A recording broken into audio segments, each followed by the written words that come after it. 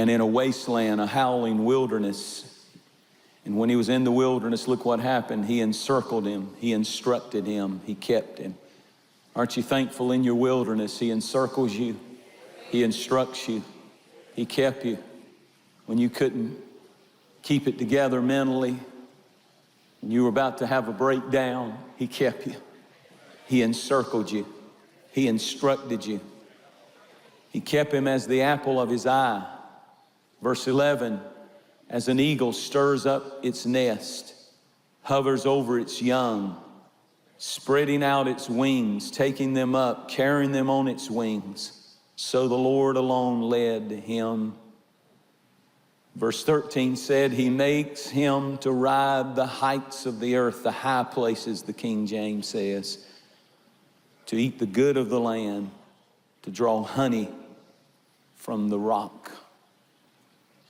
Notice that there's the stirring up of the nest, and then there is the new level of blessing. And I want to talk to you for a few moments this morning out of this text that Moses wrote as a sermon to his congregation. And I'm preaching today on the blessing of the busted nest. In Job 29, I want him to throw up just the one verse for the sake of time, but he starts describing how that he wished, in verse 1, he talks about how that he wished he could go back when he had his family, when he had his wealth, when he had his health, when he had not lost everything. He said, in that time I was in my prime. The favor of God shined on me like a light, and on my tent, on my family. He said, my steps were like butter. My steps were like butter. I just eased into everything. There was no struggle. It was just blessing. Everything I touched turned to gold. And then I said, 29 and 18, I said, I will die in my nest. I'll just stay here the rest of my life. And God said, I heard.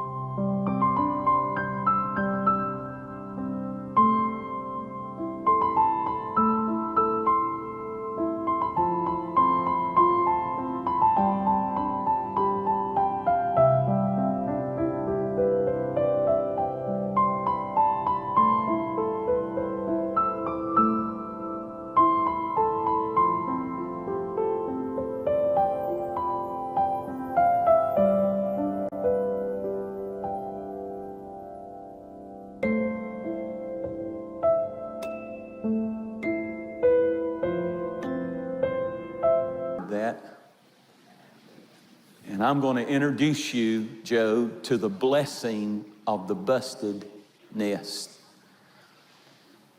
A nest is a cozy, smug place to rest, to retreat to. It's a nice place to be born into. It's why birds and other animals build nests, is to have a safe, secure, wonderful place for their babies to be born into. But it's in this text, one day Moses was out in the wilderness. He looks up in the cleft of the rock or in a high tree, and he sees a mother eagle stirring up the nest. And he sees the eaglets as they are being moved and shuffled around out further to the edge of the nest. And he grabs a pen and he begins to write the sermon to Israel. And he said, as an eagle stirs up the nest, so God will deal with Israel. The female eagle picks her mate in an interesting way. If you want to qualify to be her mate, first of all, she's picky, she's choosy about her mate. That would be a great lesson to learn. And she takes a stick, she puts him through a series of tests, and she flies to about 15,000 feet. And she would drop that stick, and there he comes flying, chasing after her, trying to flirt with her, and she won't have anything to do with him. She drops the stick, and I could almost see her folding her wings and looking at him, and all of a sudden he realizes, oh, she wants me to pick that up. And he starts flying down. They can fly up to 200 miles per hour, and he does a nosedive and grabs that stick in midair and brings it back to her. She then goes down and gets a much larger, it moves from a stick to a log. She picks up a large branch and flies up not to 15,000 feet, but to about 5,000 feet. And when he comes soaring out there trying to impress her, she drops the bigger stick at a lower level. And that stick is racing to the bottom, and he has to go even faster. And when he grabs it, it pulls him down. Now he's breaking a sweat. Now it's really getting tough. And just when he thinks that he's finally impressed her, she goes down and basically picks up a small tree. And she flies to about 500 feet. And he looks at her and she looks at him, and he knows what she's about to do. She drops it. And when she drops it, Flash takes off and goes down and grabs it. It's pulling him down. He's doing everything he can to not let it crash on the rocks. He's taking all the strength that he has. His talons, his claws are just as strong as they can be, holding on to that huge limb. It's the mother eagle that stirs up the nest where the little eaglets are. But it's the father eagle who circles. And she's testing him to know that when she stirs up the nest and they go tumbling and falling and squawking, about to hit the rocks, that father eagle is powerful enough, is fast enough, is strong enough to not let them fall and ultimately be destroyed. I want to preach to somebody today. If you're tumbling and falling and the nest has been busted up and everything seems like the bottom has fallen out of your life and you don't know, it looks like the rocks are getting closer and closer. You have a father who can fly faster than you can fall. And you may fall, but you will not be destroyed. You may be cast down, but you will ultimately find the loving arms of God grabbing you, rescuing you, and taking you up where you belong. So don't lose heart. God will bust up your nest to teach you to fly. What seems most cruel can become most beneficial in our life. And if you don't learn that lesson, you'll misunderstand and think that God is a cruel God. But the truth is, when He's going to take you higher, He will bust up your earthly nest. Many Christians have folded wings. They want no change. They want no challenge. They want no risk in their life. I only want security. I only want happiness here on earth. That's it. But you're called to a higher calling. A heavenly calling is on your life, not just an earthly calling. There's more to life than the house and the car and the comfort and the nest that you build. It's important, and God blesses you with it. And if He's blessed you with it, you ought to be thankful. But don't ever think that's what your life is about. It's not about earthly things, but you have a heavenly calling on your life. And until the eagle starts disturbing the nest, the eaglets will never step out into their potential. You've got a heavenly calling. You've got wings that can lift you above the storms. Do you hear me? You're going to need this sermon. You've got wings that can lift you above the other birds. Our nest gets too nifty, too comfortable. Some of you are so comfortable in the place you're in right now that you don't even need to read the Bible. You don't even need to pray. You got all the answers, and I'm a self-made man. Like somebody said, why'd you make yourself like that? But I promise you, life has a way of tearing up your little nest, and you're gonna need Him. You're gonna need Him like you've never needed Him sooner or later.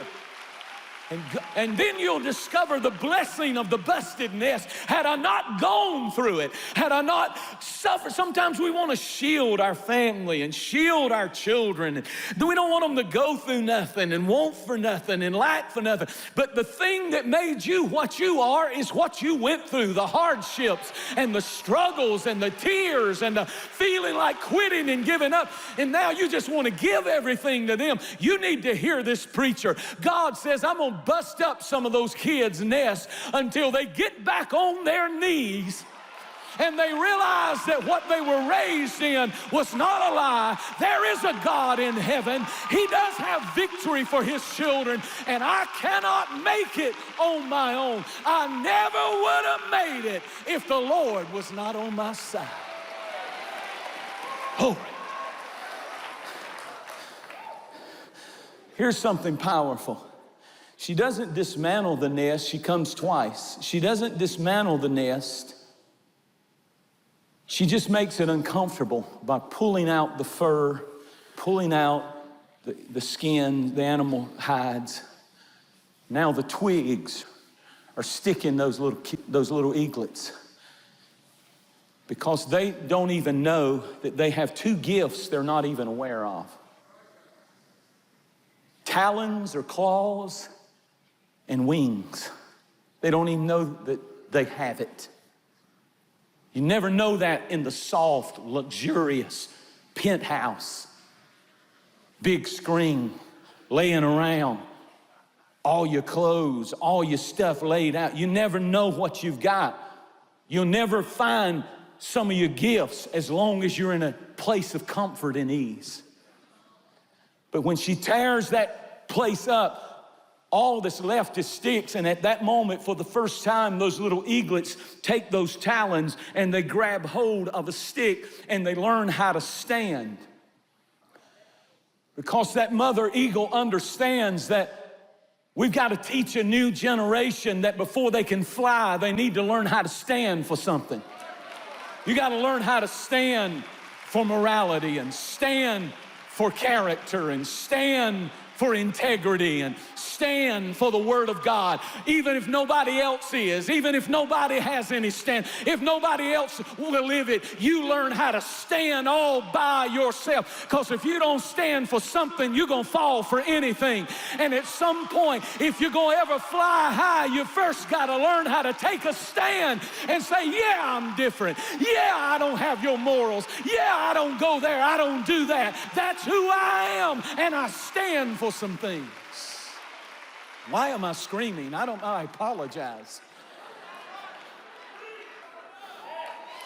You have to take a stand.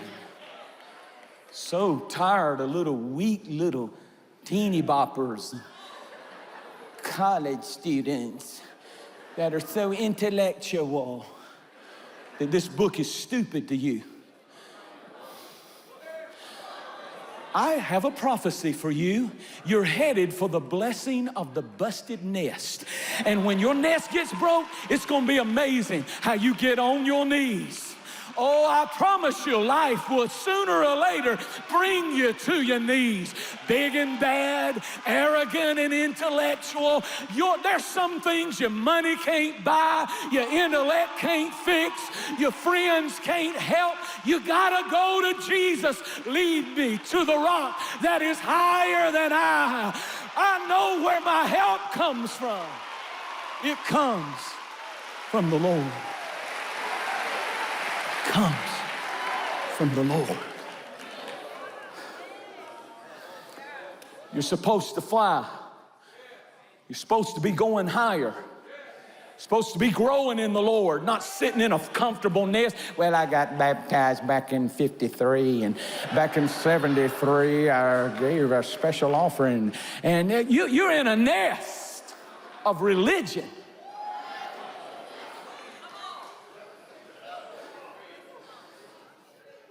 The thing about the eaglets, when they start falling and tumbling and plummeting, they look foolish. Can I preach a minute? Are you willing to look foolish, or are you just going to stay comfortable the rest of your life? Some of you young people don't ever take risks. You say no to every challenge. You're not open to change. You just got to stay. Get out of your nest. You will look foolish. Go somewhere. If you're lonely, go somewhere where some people are. Get out of your nest. Just get in their circle and stand there and act like you know what they're talking. But you got to get out of your little loneliness. And yes, there'll always be critics when you jump out of the nest who will be sitting in the nest. I know them. They're from my neighborhood. Why are you dreaming like that? Why are you risking like that? You're going to make a fool out of yourself. It's better to fail trying to fly than to sit in the nest and die. Say it with me again. It's better to fail trying to fly than sit in the nest and die. Why sit we here till we die? I'm going to take a chance. I'm going to get out. I'm going to use my wings of faith. I know there's more to life than just getting up and paying bills. So Lord, here I come. I'm coming up higher. I'm ready for the wind to take me where I belong, the high places. The eagle is one of the few birds that does not flap. Chickens flap. Notice the text said the eagle flutters. She's testing and waiting on the wind. She gets on a rock. She's just waiting to feel the wind. It's not by might. It's not by power. Oh, I feel, here we go. And then she flies in circles. May start out small, but the thermal draft gets in that circle and it starts every time she circles, the circle gets bigger and it goes higher and gets bigger and goes. If you will learn to wait on the Lord and seek after the wind, in the upper room, the Holy Ghost came like a mighty rushing wind. And when you feel the Lord leading you to do something, you say, here I go. God said your circle of influence will get bigger and bigger and bigger and bigger. Not because you're talented, but because it's not by might, it's not by power, but the Spirit is enlarging my territory. My circle is getting bigger, and no man can keep me out. If I'm supposed to be there, the Spirit will make a way. Job said, everything was blessed in my life. I was walking in butter. I had my family, I had my wealth, I was the richest man in the East. I had cattle, silver, gold, more than any man in the East. Beautiful wife, beautiful children. And then I said to myself, listen to it again in Job 29, I will die in my nest. And God said, I heard that. And I want to teach people that I am not the God who wants you to settle. Just when you think I've done all I can do in your life, opened all the doors that I can open, blessed you all that I can bless you, once you settle, it disturbs me, God says. You get my attention with your lackadaisical spiritual attitude toward me. And he says, if you don't want me to tear up your nest, you better get out of it. You better be like Isaiah 40 said, they that wait upon the Lord shall renew their strength.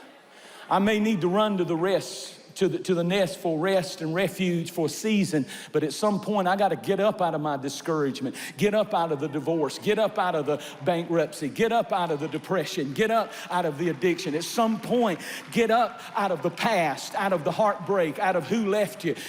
If somebody left you, it was heaven's vote that you don't need them to fulfill your destiny for the rest of your life.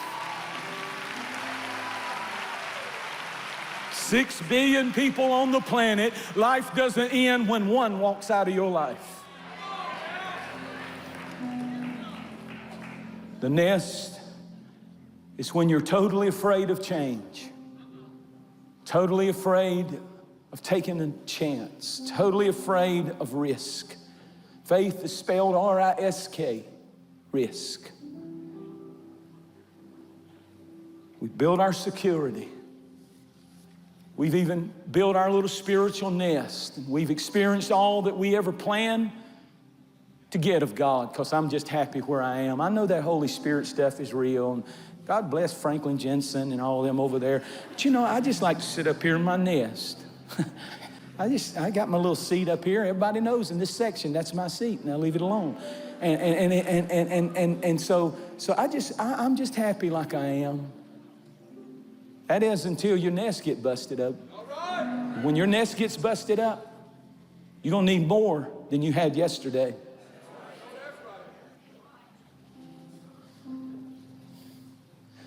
So he said in Hebrews 12, everything that can be shaken will be. God doesn't owe you anything. You owe him everything. God doesn't owe you anything. Get that in your head. He doesn't owe you a perfect life, sweet little picture perfect little family, everything beautiful. And I just thought if I served the Lord, everything. God doesn't owe you anything. Gave his son. You owe him everything. So, who are you going to trust in? Some of you think you're in a wonderful little financial nest. You've determined that giving, you kind of do it, but I don't really need the Lord's help. Well, we need him because we print paper, God makes gold. You better never forget